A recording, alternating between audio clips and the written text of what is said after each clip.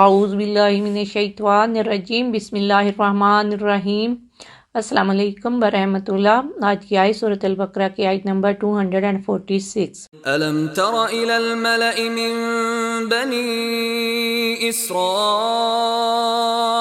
من بعد موسى إذ قالوا لنبي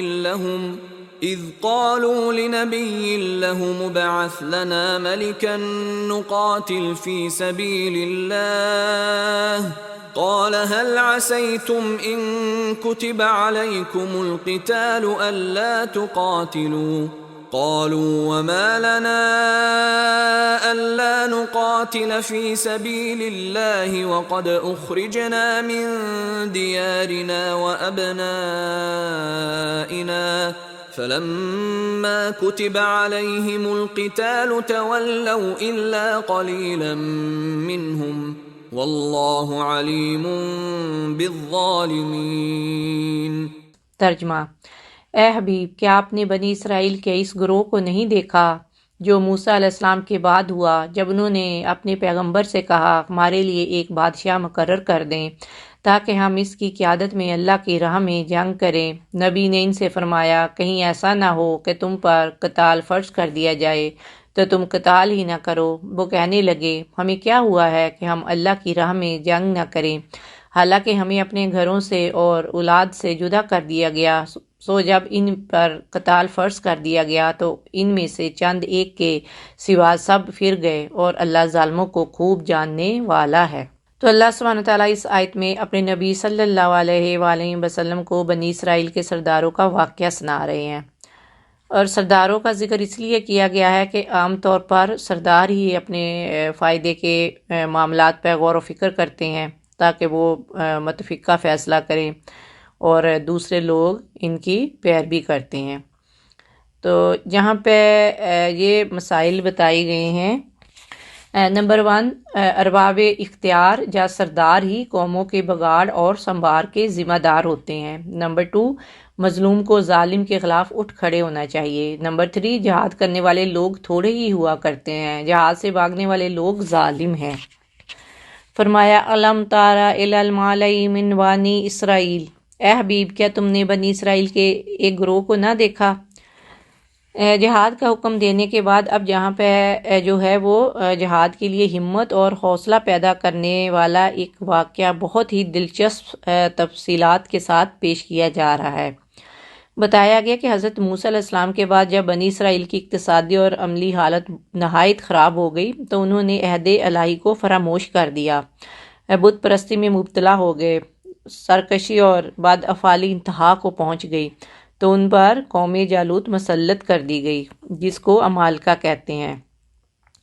جالوت ایک نہایت جابر بادشاہ تھا۔ اس کی قوم کے لوگ مصر اور فلسطین کے درمیان بحر روم کے ساحل پر رہتے تھے۔ انہوں نے بنی اسرائیل کے شہر چھین لیے، ان کے لوگ گرفتار کر لیے اور ان پہ طرح طرح کی سختیاں کی۔ تو اس زمانے میں بنی اسرائیل میں کوئی نبی موجود نہیں تھا۔ خاندان نبوت میں صرف ایک بی بی باقی رہی تھی، یعنی ایک خاتون تھی جو حاملہ تھی۔ ان کے ہاں بیٹے کی ولادت ہوئی جس کا نام شموئیل رکھا گیا۔ جب وہ بڑے ہوئے تو انہیں تورات کا علم حاصل کرنے کے لیے بیت المقدس میں ایک بزرگ عالم کے سپرد کیا گیا۔ وہ آپ کے ساتھ بڑی شفقت کرتے اور آپ کو اپنا بیٹا کہتے۔ جب حضرت شموئیل علیہ السلام بلوغت کی عمر کو پہنچے تو ایک رات آپ اس عالم کے قریب آرام فرما رہے تھے کہ حضرت جبرائیل علیہ السلام نے اس عالم کی آواز میں یا شموئیل کہہ کر پکارا۔ آپ عالم کے پاس گئے اور فرمایا کہ آپ نے مجھے پکارا ہے، یعنی کہ وہ آواز اس عالم کی تھی لیکن کہنے والے حضرت جبرائیل علیہ السلام تھے۔ تو عالم نے اس ڈر سے کہ کہیں انکار سے آپ ڈر نہ جائیں یہ کہہ دیا کہ بیٹا تم سو جاؤ۔ پھر دوبارہ حضرت جبرائیل علیہ السلام نے اسی طرح پکارا۔ حضرت شموئیل علیہ السلام عالم کے پاس گئے۔ عالم نے کہا بیٹا اب اگر میں تمہیں پھر پکاروں تو تم جواب نہ دینا۔ جبکہ تیسری مرتبہ حضرت جبرائیل علیہ السلام ظاہر ہو گئے اور انہوں نے بشارت دی کہ اللہ تعالیٰ نے آپ کو نبوت کا منصب عطا فرمایا ہے، لہٰذا آپ اپنی قوم کی طرف جائیے اور اپنے رب تعالیٰ کے احکام پہنچائیے۔ جب آپ قوم کی طرف تشریف لائے تو انہوں نے آپ کو نبی ماننے سے انکار کر دیا اور کہا کہ آپ اتنی جلدی کیسے نبی بن گئے؟ اچھا، اگر آپ نبی ہیں تو ہمارے لیے ایک بادشاہ مقرر کر دیں۔ باس لانا مالکا، ہمارے لیے بادشاہ مقرر کر دیجئے۔ جب بنی اسرائیل نے حضرت شموئیل سے کہا کہ آپ ہمارے لیے بادشاہ مقرر کر دیجئے تاکہ ہم راہ خدا میں جہاد کریں، تو حضرت شموئیل علیہ السلام نے فرمایا کہ ایسا نہ ہو کہ تم پر بادشاہ مقرر کر دیا جائے اور تم جہاد کرنے سے انکار کر دو اور منہ پھیر لو۔ تو اس پر قوم نے جذبات میں آ کر کہا، یہ کیسے ہو سکتا ہے کہ ہم منہ پھیریں جبکہ قوم جالوت نے ہماری قوم کے لوگوں کو ان کے وطن سے نکالا ہے اور ہماری اولاد کو قتل کیا ہے، ہماری نسلوں کو تباہ کیا ہے۔ یہ سن کر حضرت شموئیل علیہ السلام نے اللہ تعالیٰ کی بارگاہ میں دعا کی۔ اللہ تعالیٰ نے ان کی درخواست قبول فرمائی اور ان کے لیے ایک بادشاہ مقرر کر دیا اور انہیں جہاد کا حکم دیا، لیکن بعد میں وہی ہوا جس کا اندیشہ اللہ تعالیٰ کے نبی نے ظاہر کیا تھا۔ بنی اسرائیل کی بہت معمولی تعداد یعنی اہل بدر کے برابر صرف 313 افراد جہاد کے لیے تیار رہے اور باقی سب نے منہ پھیر لیا۔ یاد رہے کہ نعرے مارنے میں آگے آگے ہونا اور عملی میدان میں پیٹھ دکھا دینا بزدل قوموں کا وتیرہ ہوتا ہے، اور کامل لوگ گرفتار کے نہیں بلکہ کردار کے غازی ہوتے ہیں۔ تو اس واقعہ سے یہ بھی معلوم ہوتا ہے کہ جب قوم کی اقتصادی حالت خراب ہو جاتی ہے، عملی حالت خراب ہو جاتی ہے، تو ان پر ظالم اور جابر حکمرانوں اور قوموں کو مسلط کر دیا جاتا ہے۔ اس آیت کو سامنے رکھ کر پوری دنیا کے مسلم ممالک کی اقتصادی اور عملی حالت کو دیکھا جائے تو اوپر والا نقشہ ہر طرف واضح طور پر نظر آئے گا۔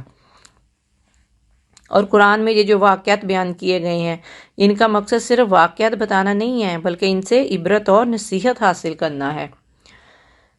اس واقعہ کے ذکر سے مقصود مسلمانوں کو جہاد فی سبیل اللہ پر ابھارنا ہے کہ بادشاہ جالوت کے لیے جب جنگ کے لیے نکلا تو جن لوگوں نے صبر و استقامت سے کام لیا ان کو اللہ نے دنیا اور آخرت میں عزت دی، اور جنہوں نے بزدلی دکھائی اور رائے فرار اختیار کیا ان کی دنیا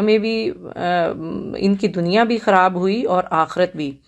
اللہ سبحانہ وتعالیٰ مسلمانوں میں جہاد کرنے کے لیے ہر قسم کی قربانی دینے کا جذبہ بیدار کر دے، آمین ثم آمین۔ جزاک اللہ خیر۔ السلام علیکم ورحمۃ اللہ وبرکاتہ۔